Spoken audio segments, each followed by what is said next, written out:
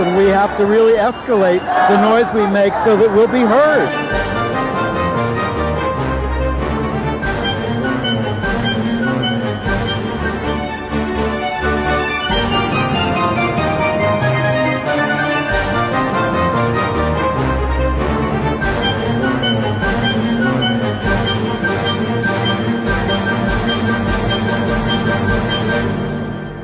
Welcome to Gay USA. I'm Andy Humm. I'm Ann Northrup. Happy holidays. Absolutely. We are bringing you a special Gay USA this week. It's the story of the Catholic priest who challenged his church's homophobia in the 1970s and 80s. Famous author of the book The Church and the Homosexual, John McNeill. He paid the price. And John McNeill would have been 100 this year. He died in 2015 at 90. The film he was in a German prison camp in 1944. He was, and you're going to hear all about it in the documentary from Brendan Fay. Longtime Irish activist. Who made this film. And, you know, John then went from POW to becoming a priest. And a psychotherapist. And the co-founder of Dignity New York. And again, when that book came out, wow, it caused a storm. It did. So here's the documentary, Taking a Chance on God. I think you're really going to love it. Most Americans are repelled by the mere notion of homosexuality. The CBS News survey shows that 2 out of 3 Americans look upon homosexuals with disgust, discomfort, or fear. If homosexuals are allowed their civil rights, then so would prostitutes or thieves or anyone else. I've never seen a man in my life I wanted to marry.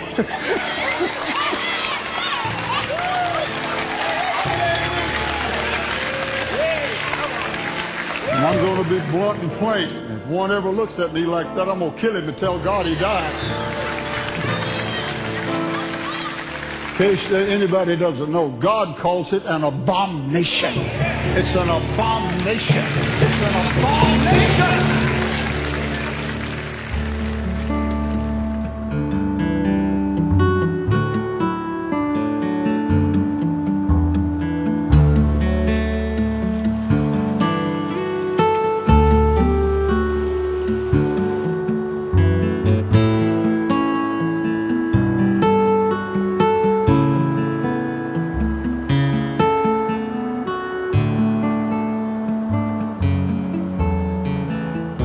You are now about to be bounced.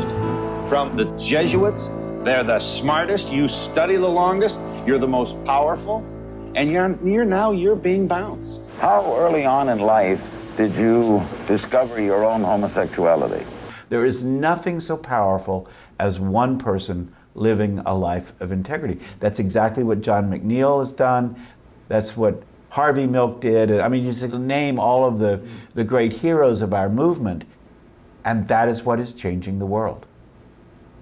It's not just among the Catholic Church. I mean, in terms of speaking out about Christianity and religion, really, being something that can embrace gay people instead of reject gay people, which is the image, he's the pioneer.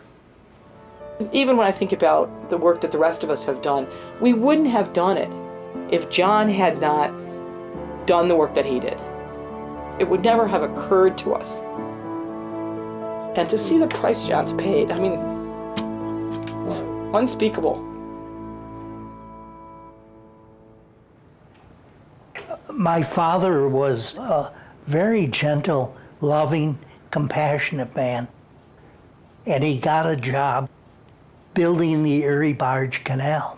And that's why my family, all of us were born and brought up in Buffalo, New York. As soon as I was born, my mother became ill with some sort of liver problem. And the last memory I have was when I was 4 years old. She had an emergency and the ambulance came and they were carrying her down the stairs. And I heard her cry out, "What's going to happen to my babies?" My mother's sister, she decided that it was her duty to raise her sister's 5 children. So she married my father and they took a vow of chastity. They lived as brother and sister. And that was both a blessing and a curse, because she was a very angry woman, having no sex life. Well, my sister Sheila was 2 years older than I, and so when my mother died, she took over, and she really mothered me all through childhood. You know, I was a sort of sissy kid, but she put all our geography books in her book bag and walked in front of me to, school in the morning. If anyone came near me, and woof, she'd let them have the geography books. She was a tough cookie. She died a few years ago of cancer, but she's still with me.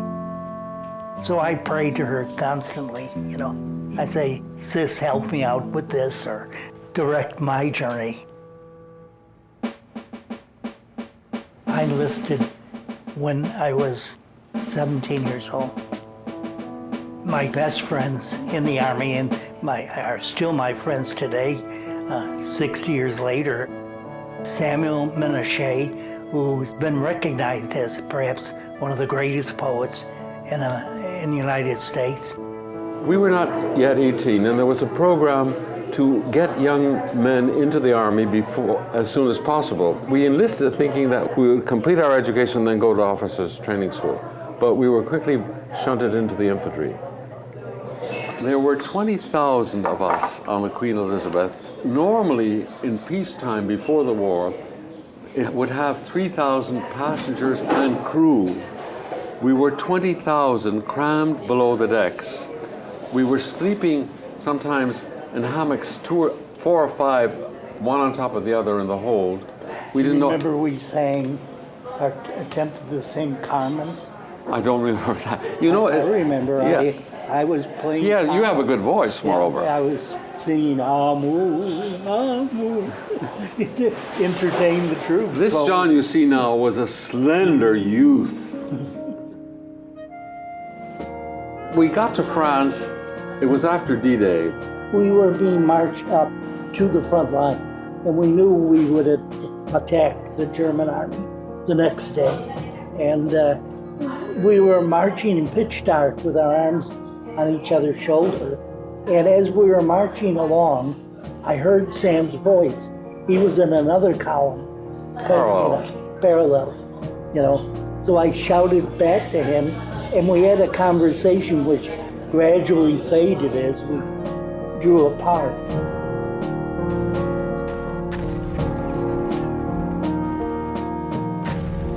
We were mowed down. They were using artillery shells like pistol bullets. The official number of people in an infantry company, 4 platoons, was about 190 men. Well, at the end of the first day, our company was 29 men. Our outfit was surrounded by German tanks, and we were taken prisoner. And Sam, he escaped. He was not taken a prisoner. They loaded all the prisoners into freight cars and sealed the doors, and we were there for about a week without food or drink. I remember licking the frost off the nail heads to get some moisture back into my body, and a lot of people died in the freight car. We finally ended up at a prisoner of war camp toward the Polish border. We were sent out to work on farms, and the guards deliberately starved us. And I was down to 80 pounds. I'm just skeletal. And a Polish slave laborer was mixing mash for the animals. And it had potatoes and carrots, and I couldn't help but, look at the food. And he saw me looking. So when the guard's back was turned, he got a potato out of the mash and threw it to me. So I gestured of thanks to him, and he did this. He made the sign of the cross. And that was, to me, such a beautiful insight that his faith allowed him, gave him the courage to risk his life to feed a complete stranger. And I always thought I wanted that kind of faith and that kind of courage, you know, to be ready to risk my life to help somebody in need.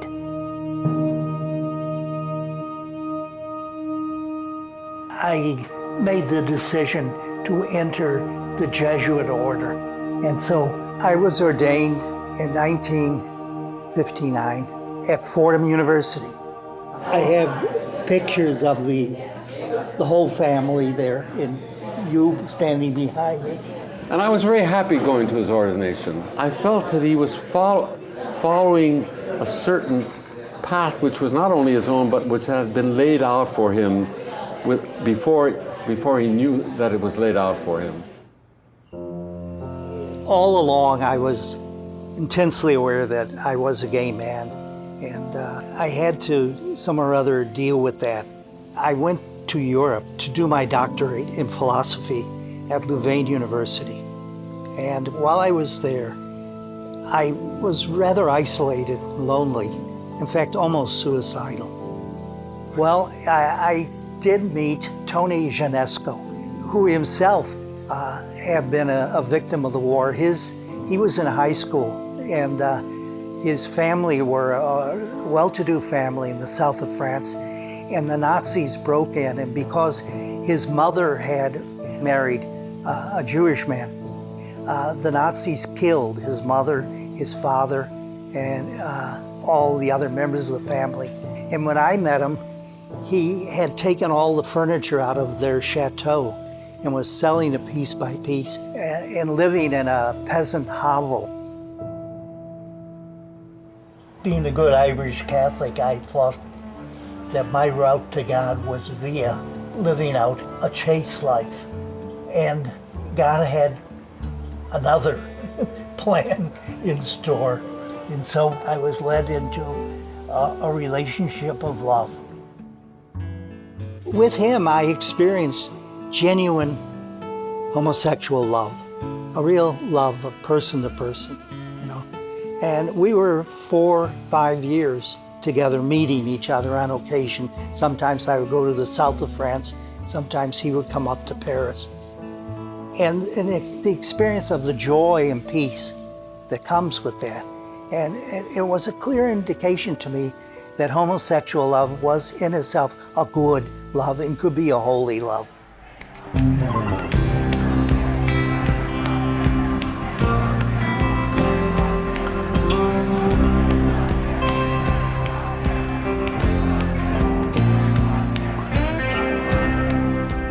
Then I came back to the United States to teach at Le Moyne College in Syracuse. Well, Le Moyne was a very lively campus in terms of war and peace issues. I remember Dorothy Day came through and spoke there. It was a legacy of Dan Berrigan from earlier in the 60s. I took over a lot of his work, including his work for peace. We took the stand that as Christians, we had to be conscientious objectors. So I began to go out in public and lead an anti-Vietnam War movement in the Syracuse area. John had credibility as a veteran in speaking out against the war, especially as a Catholic priest who had been a veteran, very rare. So John got me involved, along with students, in doing various anti-war activities. We gave this talk in Utica, New York. And John gave a very passionate address. There was a large audience, but there were a larger number of people protesting and sort of speaking up for the soldiers and shouting. And the state police came and escorted us out of town because we were disturbing the peace. And they told us, don't come back to Utica, which I have not returned to since then. My door was 3 doors down from where he was living as a resident advisor. And I immediately began conversations with him. We got to know him. He was influential in a lot of my thinking, and of course, as was Dan Berrigan, through the whole drama of what was going on in the late 60s. He was just such a total presence. He wasn't just a teacher in the classroom. He talked with people as if we were thinking adults. He didn't treat us as children who needed to be told what to think. I loved how, as a teacher, he really listened to people well and then made them look better with their questions. I mean, and really gave a lot of thought. I mean, there were pauses. I learned a lot, as a comedian, I learned a lot about pauses from watching him. I asked John McNeill to officiate at our wedding, you know, and he was very clear. He said, "You're the ones that are conferring the sacrament on each other. I'm just the official witness." It was a part of the move away from total dependence on paternal authority. And since students had to make the decision to be conscientious objector, many of them had to flee the country when the Army denied them that position. I went up to Toronto. I went up to help my students, and I went into a gay bar, the St. Charles bar, and met St. Charles, who's sitting right beside me. That was 43 years ago.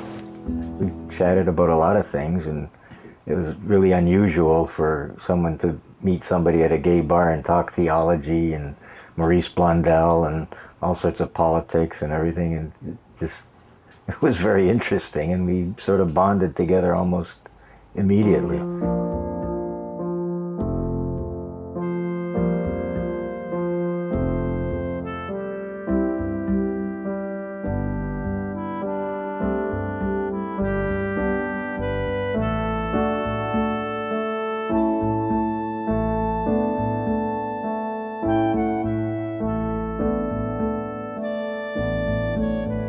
I want to be loved by you, just you, and nobody else would do. I want to be loved by you, ooh, ooh, boop, boop, be doo. My mother was great. She said, he's my son, I love him. I would prefer that he wasn't gay, because I know it's going to be difficult for him, especially at that time in New York. There was a lot of gay bashing, and she was worried about him. But she said, I love him, and it doesn't make any difference. And she said they take care of each other, they love each other, so that was wonderful. I thought she was great, you know, for a lady coming with no education from a country that was so Catholic, and she just accepted it. The fact that he wanted to make God his principal love object, and then when he started preaching that, so the first time I heard it, I said, okay, fine, get him to do the laundry then. Uncle Charlie is, I want to say, as spiritual as Father Jack, but you never see that side of him because he'll be busy in the kitchen cooking, or busy doing something, or busy taking care of the house. But when you sit down and talk to him, he is as spiritual in terms of what he believes. The first time Charlie and I had a chance to move in together, he came from Canada and joined me in Syracuse. And the first morning we had breakfast together, he came around behind me with a jar of wheat germ and poured it all over me. And it was running down my collar and everything. And I said, oh my God, this guy is a kook.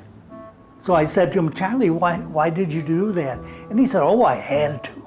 And I said, what do you mean you had to? And he said, well, it says right here on the jar, pour this over your favorite fruit.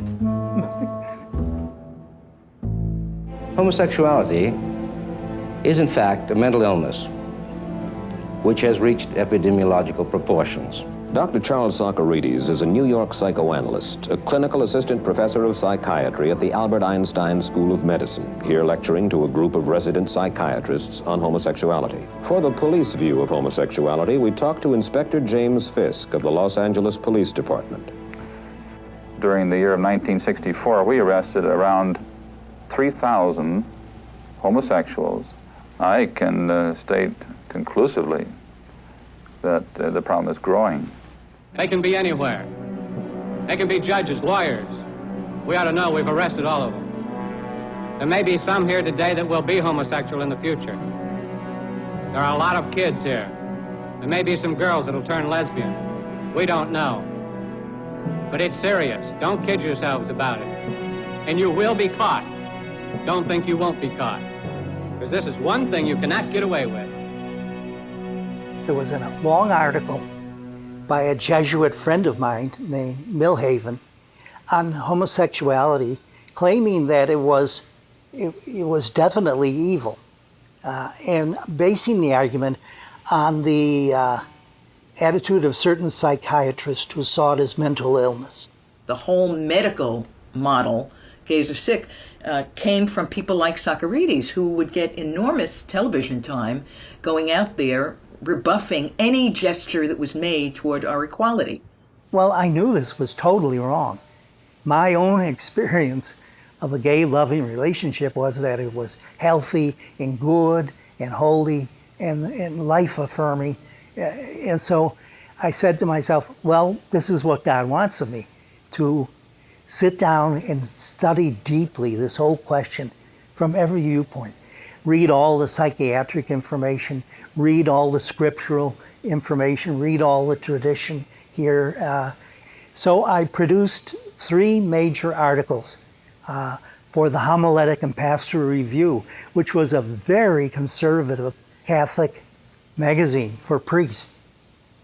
And the editor wrote back and said, it's a good thing your articles just arrived now because I've decided to resign as editor, and I know if I publish these, I'll be fired. So he published the 3 articles, and they got a very strong response. And of course, for us, this was absolutely wonderful to have someone who was a Roman Catholic priest who would go on record saying the kinds of really revolutionary things John was saying about human sexuality, about homosexuality, and the church. John McNeill used all of his Jesuit smarts to go to the Jesuit libraries, and John put it all together in a way that could stand up to the toughest intellectual scrutiny. You know, here is a distinguished, credentialed Jesuit theologian who has staked all of his career on this scholarly work. So it gave an intellectual credential, a believability, John did, to what we longed for, to feel that maybe we're okay. You had to really take John McNeill seriously. He knew scripture, he knew systematic or dogmatic theology, he knew moral theology and ethics, and all of those fields then had to respond. We know that in scripture there is no condemnation of a loving gay relationship. We know from psychology that many people grow up either gay or lesbian and they don't choose it and they can't change it. So they are that way by God's will, and not because of some sin or sickness. And so I argue very strongly the church should seriously reconsider and realize that homosexual relationships can be a legitimate human form of love. Because these were all new ideas for Catholics to be talking about, the idea that gay could be good and that you could practice homosexuality in consonance with Christ's teachings and all these these were all new ideas. When those articles appeared in Homiletic and Pastoral, I received a letter from somebody connected with a new organization just beginning in Los Angeles called Dignity, telling me that they had just founded a group for gay Catholics. They had seen my articles and they wanted permission to reproduce them and distribute them as a sort of foundation article. And so the Dignity statement of purpose was originally developed out of those articles. In the spring of 1972, John gave a presentation on gay liberation. I think it was the first time that any of us had ever heard anything about gay liberation. And for me, this opened up a whole world that I knew nothing about. A few months later, I got another letter saying, we've had several inquiries about starting a Dignity chapter in the New York City area. Would you be interested in helping us do that? So I said, yes, I would.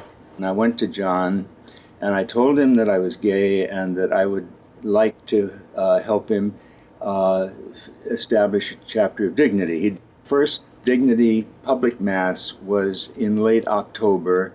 Over 100 people showed up and were extremely enthusiastic about it and, very anxious to start in, building a support community. People carried the guilt of being gay and Catholic. And when John spoke, they just tossed it away. Tossed the guilt away because he really laid on them how much God loves them and who they are was important to God and that Jesus was there for them. And that's the message gay and lesbian, bisexual and transgender people wanted to hear. Our primary purpose was to bring the message that God does love gay and lesbian people and give them confidence in that love.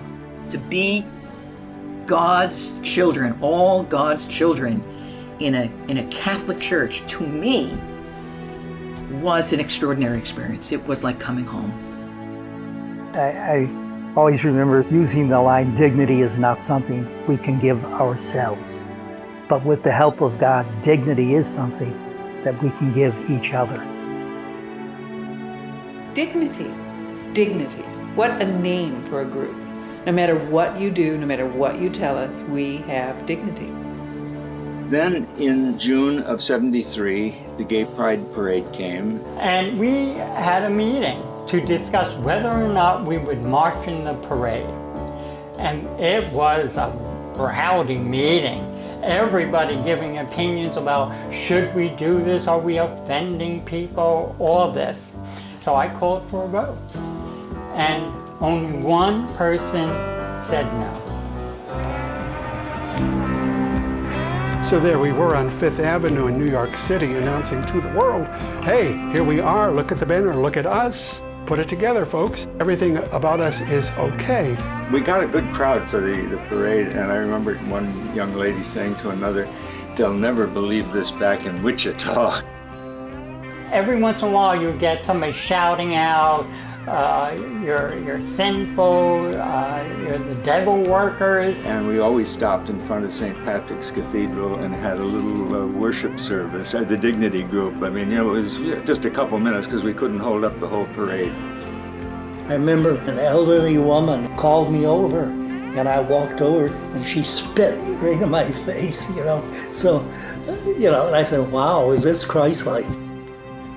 And you got the cheers. It was a whole little group of people, and they had their signs. But if you watch the people on either side, they fought with them. As you passed 14th Street, you knew now you were in home territory. You're entering into the village, and the crowds would be so much thicker, and they would really be going berserk. And that was just intoxicating. And it was one of the most joyous, happiest, liberating feelings I think that anybody ever went through, especially your first Gay Pride March. I had, in the meantime, joined the faculty of Woodstock Seminary in New York City, and the faculty urged me to major those articles into a book. So I sat down and spent a year putting together those articles in a book form. So they told me to send it to 7 Jesuit moral theologians. And all 7 of them praised it to the skies, said it was a real contribution, serious theological work. So it went off to Rome, and the secretary to the general hid it in a drawer. And 6 months went by, and I heard nothing. So finally I wrote to a good friend of mine in Rome, and he searched for it and found it hidden in this drawer and took it out and gave it to Father Rupe, who was Pedro Rupe was the general. So he gave me an imprimi potus, which is the official Latin for, permission to publish the book. It was approved and it was published, and with the imprimi potest, and then all hell broke loose. Father John McNeill is a Jesuit teacher, a scholar, and a writer, and for the past 2 years he has been dealing with the Roman Catholic Church on the subject of homosexuality.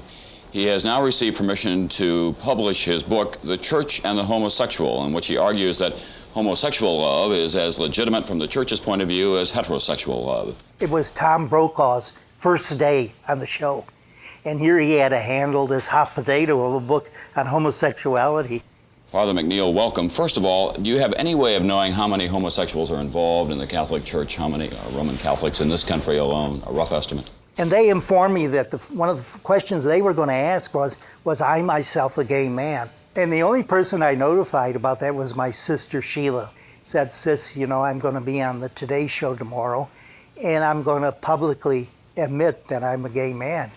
And sis said, oh, I've known that for years. You're obviously caught up with this subject. How do you classify yourself?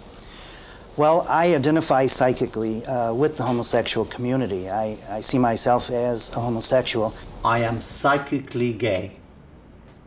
And I kind of there and saying, wow, you know, what is psychically gay? But it was enough, you know? It was a very exciting moment, the fact that he came out to about 20 million people. Father McNeill, thank you very much. The author of a book called The Church and the Homosexual, one of the controversies in the Roman Catholic Church today. It landed like, I don't know if he even expected this, but it landed like a bomb in the country, in the world, really. Here's one that is in Spanish, and we have another one here that is in Italian. And it became a bestseller immediately, and I became the darling of all the talk shows. I was 3 times on the Donahue Show, 3 times on the Larry King Show. He is Father John McNeill. Father McNeill wrote the book, The Church and the Homosexuals. And many others. For a year, I traveled all around the country, every major city, I think, giving talk shows and retreats. And the book really was, I think it was the single most important event of the 20th century for gay liberation, because it was not only Catholics, but non-Catholics also took over the book. I mean, the book, you know, just became general reading for any Christian who was interested in homosexuality. There isn't anyone in ministry to LGBT people who hasn't read John McNeill's books.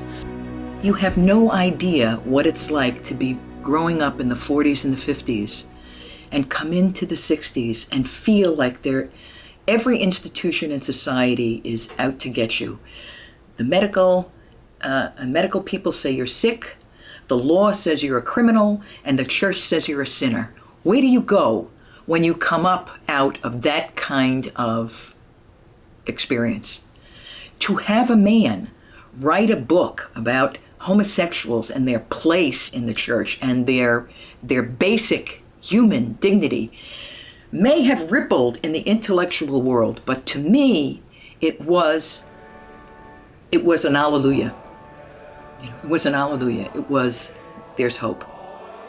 The impact of the book was not only to push theological issues, but it pushed personal buttons. The difference was John was talking, that John was an honest gay man. And a lot of the men who led the church then and who continue to lead the church are simply not honest gay men.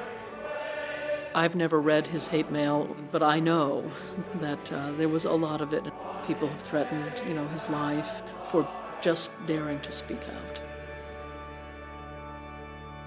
I don't know if he expected to get the Today Show and the Donahue Show and all these other programs that brought it this international attention, but it's the kind of thing where the press looks at that and says, Catholic, homosexual, it's right in the title, the church and the homosexual, and just went with that. And that created a media explosion and a cultural explosion to have this dialogue. And that's why the church ended up putting a lid on it. It does not represent, in fact, it contradicts what the Catholic Church teaches. If I know the Church teaches something else and I teach the opposite, I think I have a problem and I'm causing other people problems. And this would be part of the problem with Father McNeill. He could not be unaware of what the Church teaches. He's articulating something which is counter-Catholic. And it is very upsetting to people to say, here's a Catholic priest from a prestigious order is articulating that which the Church itself teaches is wrong. What is this? Now, he really thinks the Church should teach something else. That's his point of view. But we could call that McNeillism. We don't call it Catholicism. Because if, as I think, sexuality is given by the Creator, really heavily towards procreation, and these kinds of relationships, because the parts don't fit, can't meet that need and become selfish. Even though I understand it, it's selfish. But the main thrust of the teaching is that such activity is contrary to correct Christian practice. Hey, John, keep your big mouth shut, because you're saying stuff which is very confusing, very much against the teaching of the church. So we're going to ask you from henceforth, be quiet. It was at the end of that year that Rome issued an order forbidding me to speak publicly on the issue of homosexuality. Well, so John gets silenced over this, gets told, you can't talk about this anymore. And I prayed about that and thought, well, they need time to assimilate what's going on, the new information, the new data, and so I should obey the order. So I agreed to silence. Why he would accept the silencing was very much, I think, on people's minds, certainly on my mind. I mean, I can't imagine that I would have given the institutional church that much deference. But John, remember, was a Jesuit. And that fourth vow of the Jesuits to the Pope and a certain allegiance to the Kyriarchal Church was very, very real and deep in John. There's a certain naivete that accompanies priesthood. When you give yourself so young to something for the right reasons. And I think that he believed, because he believed in his Catholicism, that the truth would out.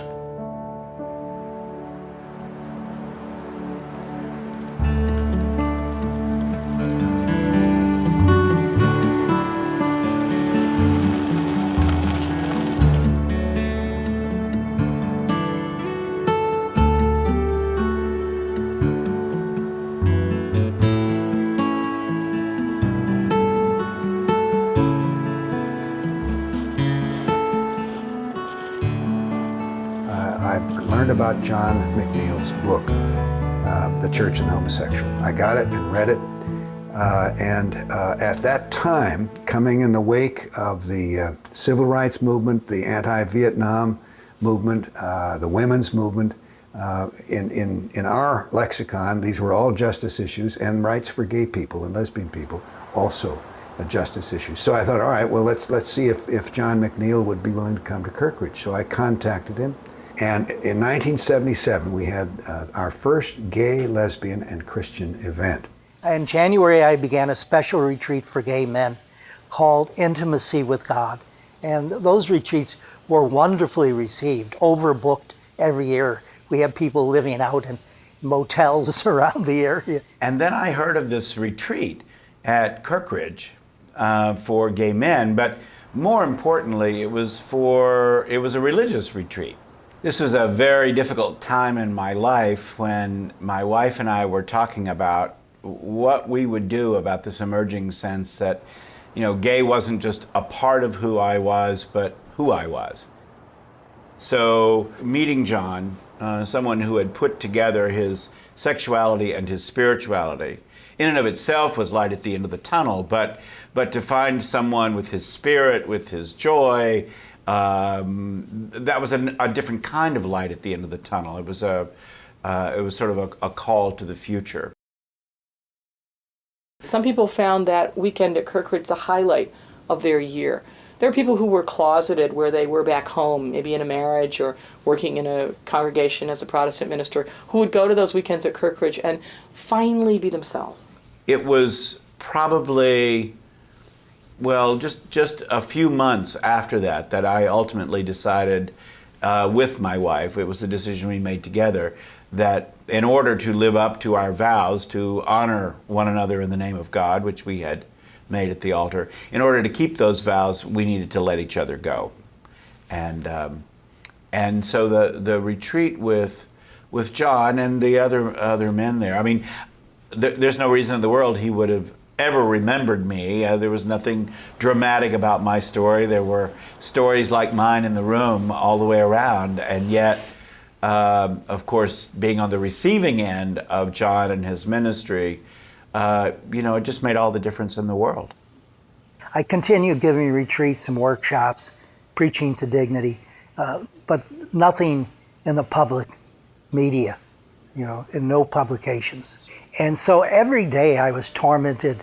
Am I being silent out of obedience to an order? Because as a Jesuit, I took a fourth vow of direct obedience to the Pope. And this order to silence came from the Pope. So I felt obliged in conscience, therefore, to obey it. In the meantime, AIDS appeared on the scene and became a major issue. It was a horrible time. People were dropping like flies. There were no medicines that were maintaining people the way they are today. We were visiting our sick, we were burying our dead, we were serving each other in love and compassion. Well, in '86, Cardinal Ratzinger came out with this horrible, what they ended up calling the Halloween letter. Telling us that we were disordered in our nature, evil in our love, and that those of us who were doing the work of the gospel on the streets, very vulnerable, we were told. If people work for gay rights and the society reacts violently because you're asking for something to which no one has any conceivable right, was the phrase, you shouldn't be surprised when people want to beat you up. So it was sort of justifying gay mugging, in that letter, right out of Rome. I couldn't believe it. When people needed God most, this is what they got. And then they said all gay orientation is an intrinsic disorder, and any action flowing from it would be evil. And therefore, we condemn homosexual orientation as intrinsic disorder. After that, they started throwing all dignity chapters out of the churches. Homosexual Catholics in New York protesting the eviction of their organization Dignity from St. Francis Xavier Church by the New York Archdiocese.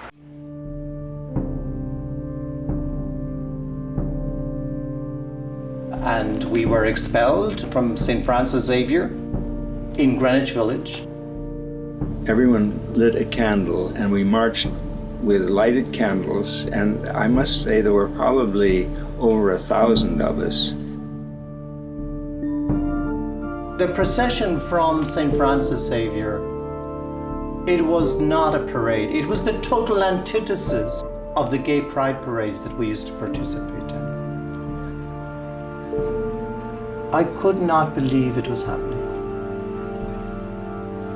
If you want to ask me now, whatever many years later, Bernard Lynch, when did the freedom die? It was that night. So I wrote a letter to my provincial to the effect that having prayed over this, I could not in conscience obey the order of giving up my ministry to gay people. On the contrary, because of AIDS, I had a greater need than ever to speak up. Our guests today are Father John McNeill, a psychotherapist and one of the founders of Dignity. That priest is with us at our studios in Miami. He is Father John McNeill. You're Father John McNeill, and I'm pleased to say this is your second visit to our program. It's a long time between visits, Father. Thanks very much for coming, Father. I got a letter from Rome telling me that they were about to expel me. The cardinal wrote me a letter saying, it's interesting, he said, we got thousands of letters saying what good work you're doing and how so many people came back to the church because of you, but none of them dispute our basic issue, that is that you disagree with church teaching on homosexuality, which is true, none of them did dispute that. So then a few weeks later, the provincial telephoned me and came to my office with two witnesses and read me a letter in Latin telling me that I was expelled completely from the Society of Jesus, I must pack my things and leave any Jesuit residence immediately and never come back. And I was no longer to be considered a member of the Jesuit order. It was a very painful moment. He phoned me afterwards, and he was really upset. He was crying on the phone. And he cried. I watched tears coming down his face. Because it's hard when you see someone that has that much stature, has this worldwide reputation. John's Jesuit identity was very important to him. I know that because when I had to make a similar decision, I opted for my Jesuit identity, but I know that John's Jesuit identity was also very, very important. And I think Charlie had a big role to play in just being John's comrade through all this silencing and through all the trouble with the Vatican and with the Jesuits. So I think that's the partnership was a stabilizing and a comforting reality for John. One of the most painful, it wasn't an episode, but just the painful period was that we had to live so many different closets. There were friends that wouldn't have approved of a priest having a lover. And then there were those that would know us as friends but not lovers because they couldn't accept the fact that two men could be living together. So we had so many closets that took so much energy to keep track of and have to live through. They were painful periods of trying to keep track of everything and not being fully ourselves. So when he was finally expelled from the Jesuits, it was really painful but liberating at the same time, because now he could be free to speak to any group that really needed to hear him and wanted to hear him. Walter Wink said when I was thrown out, he's a famous Protestant theologian, he said, "John, when the Vatican slammed the door on you, the wind it created will blow open 1,000 other doors." So he went all over the country and had retreats and lectures, and his ministry expanded. So it is with enormous privilege and gratitude that I would like to honor John as the first recipient of the Spiritual Pioneer Award. Alive, alive, oh, alive, alive, oh. I come to John as a spiritual seeker because his message is a message of joy, and it's a message of humanity. It's a simple message of God and love and invitation. He helped affirm that love between men was a beautiful thing and that love between men was fine. So, ironically, the Vatican wanting to shut him up really opened up his mouth to a much larger audience. Thank you. I'm originally from upstate New York. Syracuse, New York. Thank you. And between 1965 and 1969, I went to an outstanding Jesuit college named Lemoyne College. Yes. And at that time, I was trying to sort out a lot of things. I was really trying to come out, and one of my beloved ethics professors, who is here today, and it's a great honor for me to introduce, is Father John McNeill, the founder of Dignity here in New York.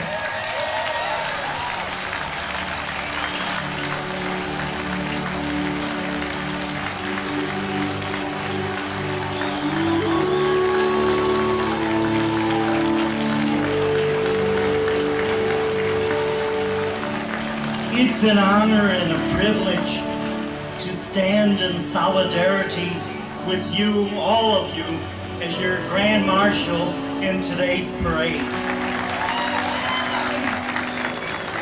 Well, there was a certain sense of seeing him there, for me, of sort of full circle, of no matter what we were told, no matter how much we were told to be quiet, here we are. We must fight not to be ruled by fear. We must realize that violence, long before it touches our body, first destroys the spirit of its victim with fear. From my own experience as a prisoner of war in Germany in World War II, I came to the conclusion that fear is the primary weapon evil humans use to paralyze the good and to destroy their liberation. We must not allow the enemies of our liberation to continue any longer to promote fear in our ranks by isolating us and driving us back into the closet. Our primary weapon against fear is to stay united in strong, loving, supporting communities.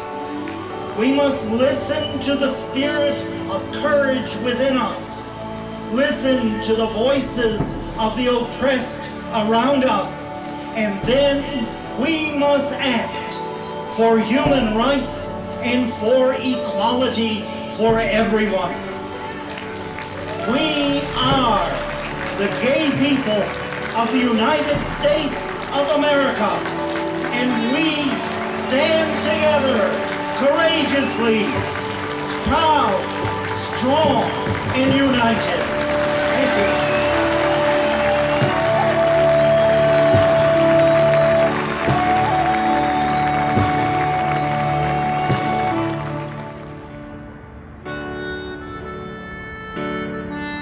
We are grateful for this momentous occasion. John and Charlie, as you have both said many times, you are blessed to have found each other and to have made such a wonderful life together, and everyone here rejoices with you. Now therefore I, Harvey Brownstone, Judge of the Ontario Court of Justice, by virtue of the power vested in me under the Marriage Act of Ontario, do hereby pronounce you, John McNeill and Charles Chiarelli, to be finally, legally married spouses and partners for life. Congratulations.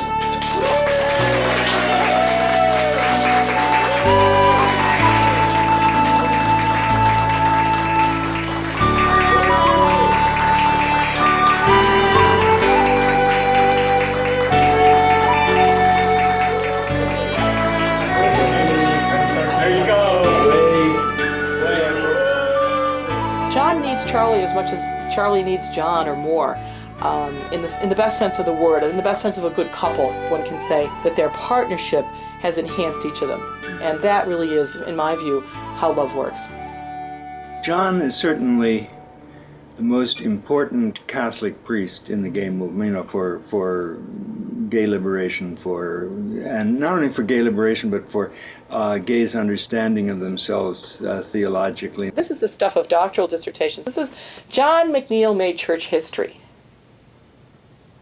John McNeill made church. He didn't read about churches, didn't teach church history.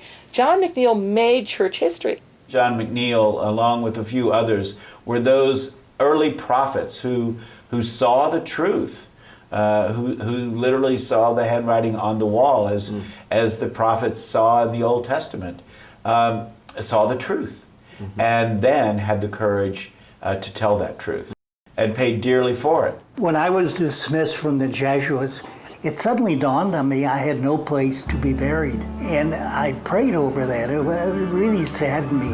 I love the Jesuit graveyard at the Martyr Shrine up in Amsterdam, New York, and had fully expected to be buried there. But I then came to the decision that I would ask permission at Kirkridge. They have a memorial garden where they distribute the ashes of people who died with AIDS. And I would be cremated and have my ashes distributed in the memorial garden, and then have a plaque put up which would read, "Here lies a gay priest, John McNeill, and his lover, Charles Chiarelli. Together, they took a chance on God."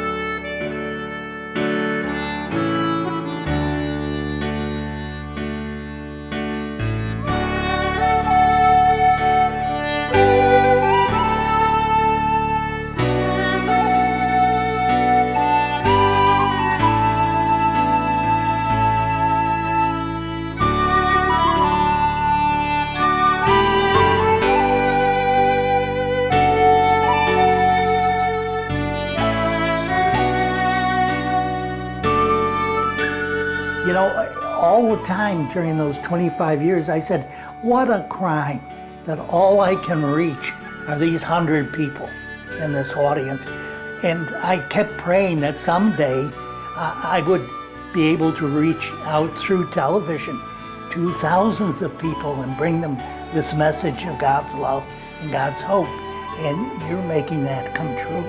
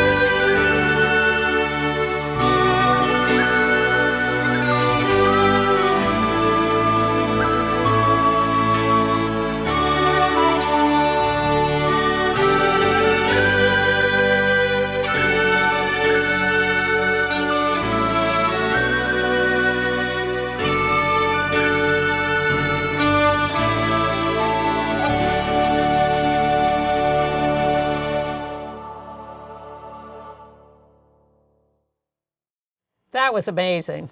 John was an amazing person. I remember him when I went to Dignity and him speaking to the group. And one of the first things he said was, first of all, no serious theologian thinks masturbation is a sin. And the whole room went, oh. It was 1975. So it was father said. But I mean, John paid the price for what he did.